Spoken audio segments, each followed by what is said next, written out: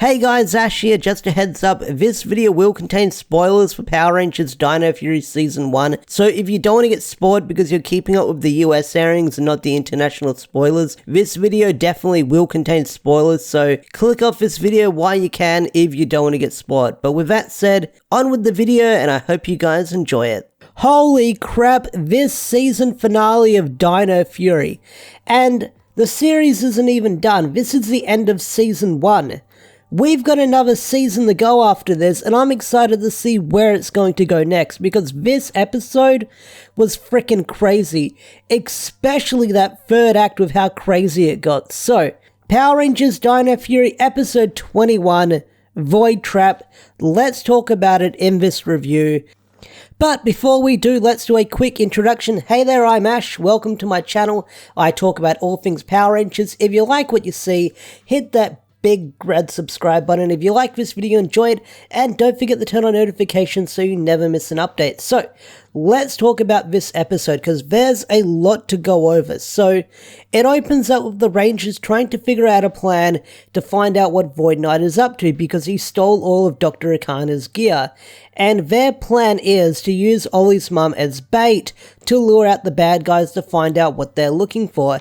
And Ollie is opposed to this because it is a dangerous plan and he is putting his mum in danger. So Ollie's against this, but Zayto's like, trust me, I know what I'm doing, and if things get bad, we're going to be there to save the day. So what they do is they basically bait the bad guys out, and there's a bunch of bad guys in this episode. You've got Ray Ghoul, you've got Boom Tower back again, you've got Slifer, you've got Mucus, and we'll talk about all these bad guys in the episode, because it's pretty freaking crazy, and you gotta keep tab on where these characters are at the end of the episode and where they might be in Season 2. So, the plan doesn't go according to plan, and Ollie's mum is captured and thrown in the Dark Dimension by Ray Ghoul, where Zayto goes after her with a brand new Zord, the Cosmic Ultra Zord, I believe it's called. It looks really freaking cool, but not only that, this scene that we get, I think, is like original Zord footage as they're fighting in the Dark Dimension, and Zayto in the Zord fights Ray Ghoul and manages to destroy Ray Ghoul, so that means Ray Ghoul is out of the picture. He won't be reviving any more generals. Unless Ray Ghoul somehow survived through plot armor, then maybe we will see him again. But this character, he was really interesting while he had him, and I'm surprised this one-off character wasn't a one-off character, if you know what I mean. Like, he was introduced in the Halloween episode and played an important role throughout the season, so Zayto manages to rescue Ollie's mum, but while this is going on, the Rangers are fighting Boom Tower, and when the Rangers fight Boom Tower, like Boom Tower they've destroyed twice now, and they always have a hard time fighting Boom Tower. Even if it's like 5 against 1, they always struggle against Boom Tower, and it shows how much this character isn't a pushover, but the Rangers always seem to struggle with him, but they manage to defeat Boom Tower, and he's destroyed as well. So that's pretty good. But also, you've also got Mucus and Slifer just floating around in the Dark Dimension, and we kind of don't figure out what happens to them at the end of this episode. So maybe they'll come back at the start of Season 2, or maybe in the Christmas special, although the Christmas special isn't usually canon, because Scrozzle was supposedly destroyed in the Beast Morphers season finale, but then he was in the Christmas special, but then in Season 2 they acted like they saw him for the very first time in the first episode, so we'll see what happens. So, Zayto is able to rescue Ollie's mum, and the Rangers are able to defeat Boom Tower, but while this is going on at the same time, Void Knight shows up and uses those sleeping handcuffs that were introduced in the Halloween episode to put 4 of the Rangers to sleep. Everyone but Ollie gets captured in this upcoming scene. So the Rangers get captured by Void Knight. Ollie manages to get away.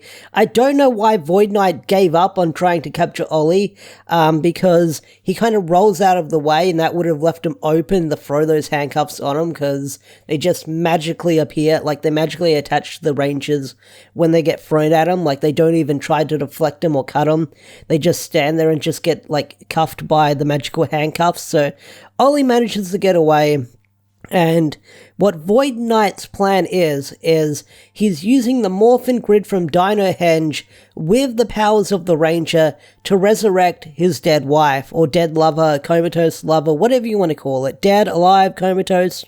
It's either one of those, take your pick. So, this plan is pretty crazy what Void Knight is going to do, and it sort of alludes to that he's going to kill the Rangers with that much energy pumping into them from the Dino Henge statues to power up the machine, so it's really freaking crazy. So, Zato, Ollie, and Dr. Arcana, they've got to figure out a plan to save the Rangers, and this upcoming scene where, you've got Ollie talking to his mum, so he puts on the really deep voice, but then she's standing right behind them, and Ollie is talking to Zato in his normal voice, and I don't know how many steps she's standing away from Ollie, but it sounds like she's an ear length to hear them talking or whispering about the plan, so it seemed a little bit weird that when he spoke to her face to face, puts on the fake voice, but talking to Zato, puts on the real voice kind of right in front of her while she's in frame of the shot, so it seemed a little bit weird for me. So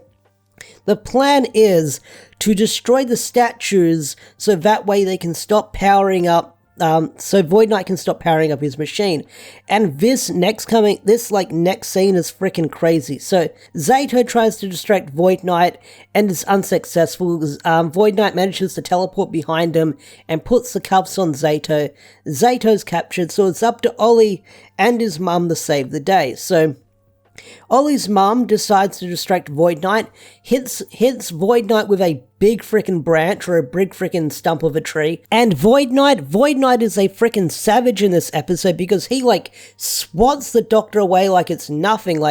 He kicks the crap out of a lot of characters in this episode, mostly the female cast, which is kind of crazy with what he does to them in this episode. So, while, Dr. Arcana gets yeeted by Void Knight, it's an excellent distraction for Ollie to come in and slice up the Dino Henge statues, severing the link to the machine and the Morphin Grid, which makes the Rangers demorph in front of Void Knight, and that's the reveal for Dr. Arcana to learn that Ollie is the Blue Ranger, which was a good reveal in this episode. I really loved how they handled it, and I loved Ollie's mum's response to it. I love the Doctor's response to finding out her son's the Blue Ranger, because it wasn't oh my god, you're the Blue Ranger the whole time and you didn't tell me. No, she steps forward and actually confronts Void Knight again, saying, hey, if you lay a hand on my son, I will beat the shit out of you, which is a scene I freaking loved.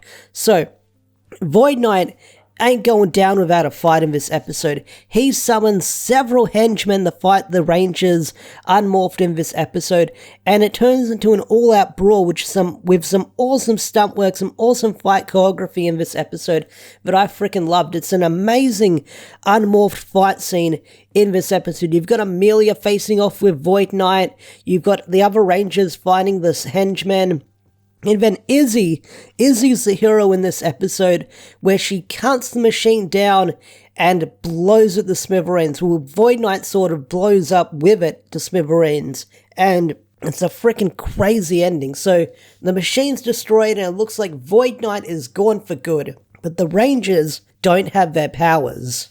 Alright, so this next scene I've kind of got a problem with.